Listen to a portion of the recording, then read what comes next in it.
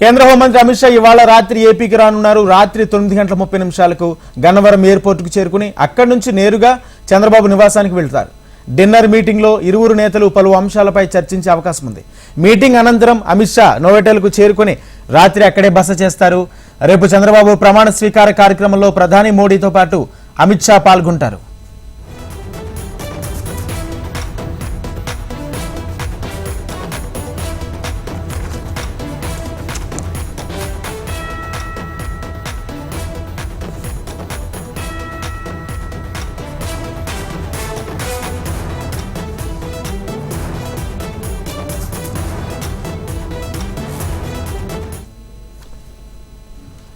కేంద్ర హోంమంత్రి అమిత్ షా ఇవాళ రాత్రికి ఏపీకి రానున్నారు. రాత్రి 9:30 గన్నవరం ఎయిర్పోర్టుకు చేరుకుని అక్కడి నుంచి నేరుగా చంద్రబాబు నివాసానికి వెళతారు. డిన్నర్ మీటింగ్ లో ఇరువురు నేతలు పలు అంశాలపై చర్చించే అవకాశం ఉంది. మీటింగ్ అనంతరం అమిత్ షా నోవెటల్కు చేరుకుని రాత్రి అక్కడే బస చేస్తారు. రేపు చంద్రబాబు ప్రమాణ స్వీకార కార్యక్రమంలో ప్రధాని మోడీతో పాటు అమిత్ షా పాల్గొంటారు. ఇదే అంశానికి సంబంధించి పూర్తి సమాచారం మా ప్రతినిధి రామకృష్ణ అందిస్తారు. రామకృష్ణ.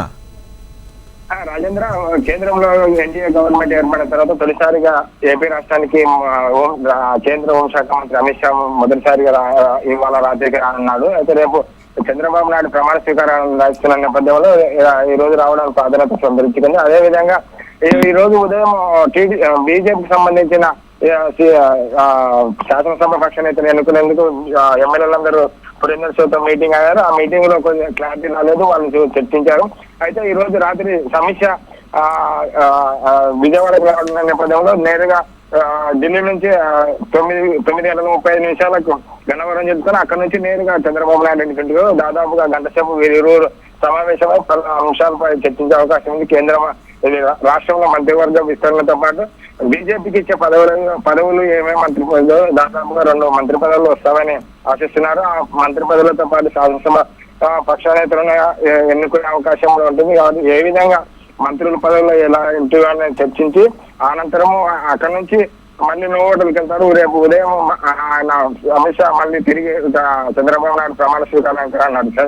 అమిత్ షాతో పాటు అదేవిధంగా కేంద్ర హోంశాఖ సహాయ మంత్రి బండి సంజయ్ అదేవిధంగా కేంద్ర మంత్రి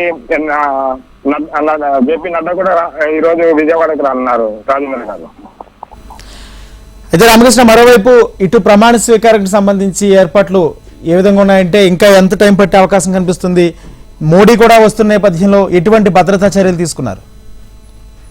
రాజేంద్ర, ఇప్పటి వరకు అయితే దాదాపుగా ప్రమాణ స్వీకారానికి సంబంధించిన సభా వేదికతో పాటు అన్ని కార్యక్రమాలు దాదాపుగా ముగింపు దశకు చేరుకోవడానికి చెప్పుకోవచ్చు. అయితే రేపు ఉదయం 11 గంటలకు ప్రధానమంత్రి వస్తున్న నేపథ్యంలో అప్పటి వరకు అంత మొత్తం కట్టుదిట్టమైన బందరు ఏర్పాట్లు చేశారు. ఇప్పటికే కేంద్ర బలగాలలో ఆధీనంలోనికి సభాస్థలం ఉంది. ఆ స్థలాన్ని వాళ్ళ ఆధీనంలోకి తీసుకొని అన్ని పర్యవేక్షణ చేస్తున్నారు. ఎలాంటి ఇబ్బందులు లేకుండా ఎవరైతే కేంద్ర ప్రధానమంత్రితో పాటు కేంద్ర మంత్రులు, రాష్ట్రపతి ముఖ్యమంత్రులు, అదేవిధంగా చిరంజీవి వస్తున్న నేపథ్యంలో తెలుగు రాష్ట్రాలు తెలుగు చిత్రసీమకు సంబంధించిన పలువురు ప్రముఖులు, రాజకీయ నేతలు వస్తున్న నేపథ్యంలో వాళ్ళకి ఎలాంటి ఆటంకాలు కలగకుండా గన్నవరం ఎయిర్పోర్ట్ నుంచి వచ్చేందుకు వీలుగా అన్ని దారులకు సంబంధించి రేపు దారి మళ్లింపు కార్యక్రమాలు అన్ని చేశారు. ఇప్పటికైతే కేంద్ర బలగాలు ఆధీనంలో తీసుకొని ఎలాంటి ఇబ్బందులు లేకుండా వచ్చే వారికి అన్ని సహకారం కల్పిస్తున్నారు. అదేంద్ర. Right, thank you Ramakrishna. మొత్తంగా చంద్రబాబు ప్రమాణ స్వీకారానికి సంబంధించి కేంద్ర హోంమంత్రి అమిత్ షా ఈ రోజు రానున్నారు. అయితే అమిత్ షా రాత్రి 9:30 విజయవాడ గన్నవరం ఎయిర్పోర్టుకు చేరుకుని అక్కడి నుంచి డిన్నర్ మీటింగ్ లో చంద్రబాబుతో పలు అంశాలపై చర్చించే అవకాశం కనిపిస్తుంది. డిన్నర్ అనంతరం నోవెటల్లో బస చేస్తారు. రేపు చంద్రబాబు ప్రమాణ స్వీకార కార్యక్రమంలో పాల్గొంటారు అమిత్ షా.